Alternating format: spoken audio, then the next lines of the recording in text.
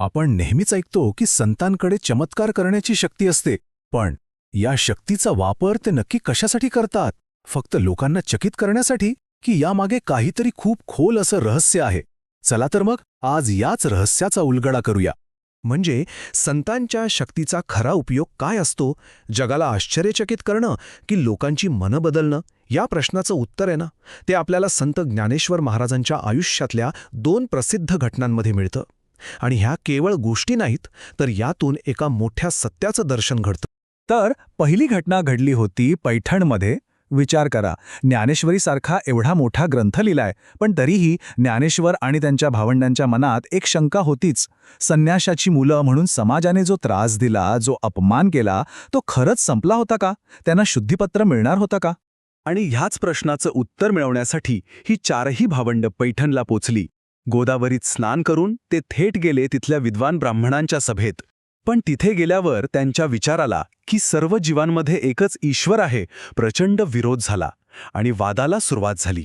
सभेत हा वाद सुरू असतानाच रस्त्यावरून एक शेतकरी एका बिचाऱ्या थकलेल्या रेड्याला चाबकाने मारत घेऊन जात होता. हे पाहून ज्ञानेश्वरांना खूप वाईट वाटलं. ते म्हणाले की अरे, सर्व प्राण्यांमध्ये एकच ब्रह्म आहे. यावर एक ब्राह्मण चिडला आणि म्हणाला, अच्छा, असं आहे का? मग आम्ही ह्या रेड्याला मारतो. त्याचा फटका तुझ्या पाठीवर उमटायला पाहिजे.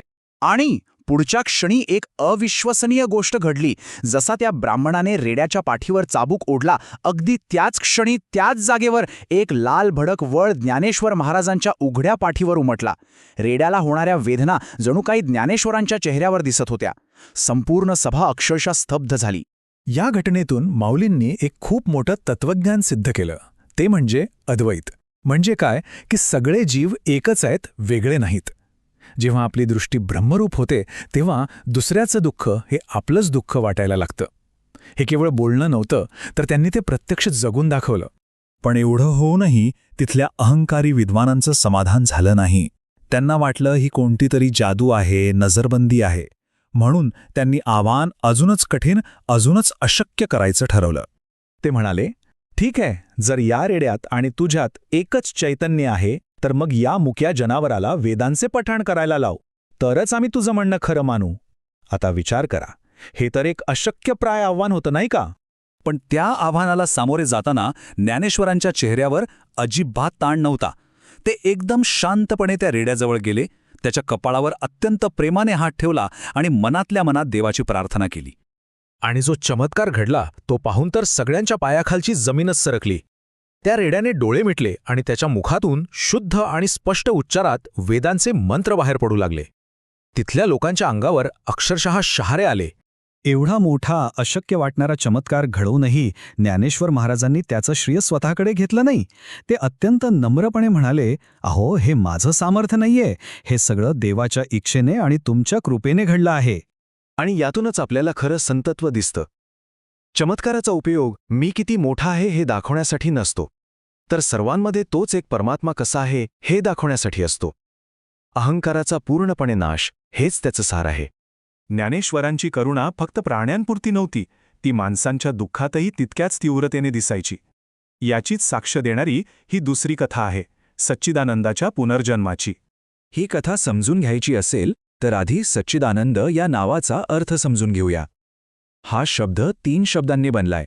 सत म्हणजे अस्तित्व, चित म्हणजे चैतन्य आणि आनंद म्हणजे जे नेहमी असणारं अस्तित्व, चैतन्य आणि आनंदाचं स्वरूप आहे ते. झालं असं की एकदा ज्ञानेश्वर आणि निवृत्तीनाथ रस्त्याने जात होते. तिथे त्यांनी एका विधवेला तिच्या पतीच्या मृतदेहाजवळ रडताना पाहिलं. त्या मृत माणसाचं नाव होतं सच्चिदानंद. हे नाव ऐकून ज्ञानेश्वर निवृत्तीनाथांना म्हणाले, दादा, हा एक विरोधाभास नाही का?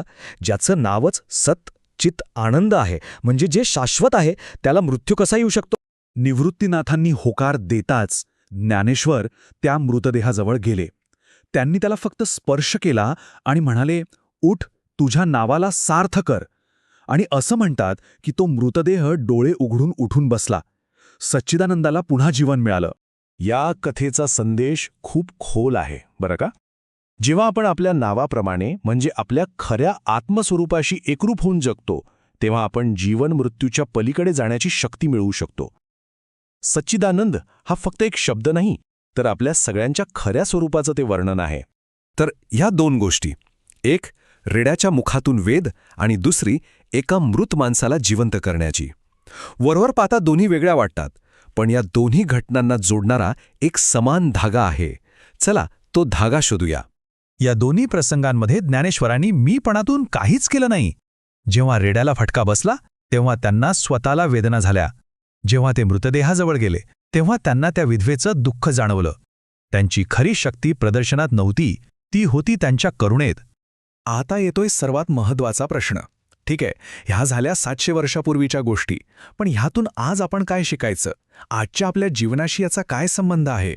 आपल्या रोजच्या आयुष्यात आपल्यालाही असे रेड्यासारखे थकलेले, मार खाणारे लोक भेटतात. आपल्या घरात, कामाच्या ठिकाणी, समाजात. तेव्हा आपण काय करतो? आपण त्यांच्या दुःखावर अजून एक घाव घालतो की ज्ञानेश्वरांसारखा त्यांच्या मस्तकावर करुणेचा हात ठेवतो? हीच खरी परीक्षा आहे. आपण या कथा फक्त ऐकतोय की त्यांच्या नजरेने जगायला शिकतोय, हे इथेच ठरतं. ज्ञानेश्वरांच्या करुणेच्या अशा अनेक कथा आहेत. पुढच्या भागात आपण पाहणार आहोत की त्यांनी एका निर्जीव भिंतीला चालवून चांगदेव महाराजांचा 1400 वर्षांचा अहंकार कसा उतरवला, ती कथा चुकवू नका. आमचा हा प्रयत्न आवडला असेल तर लाईक करा आणि इतरांपर्यंतही पोचवा. धन्यवाद.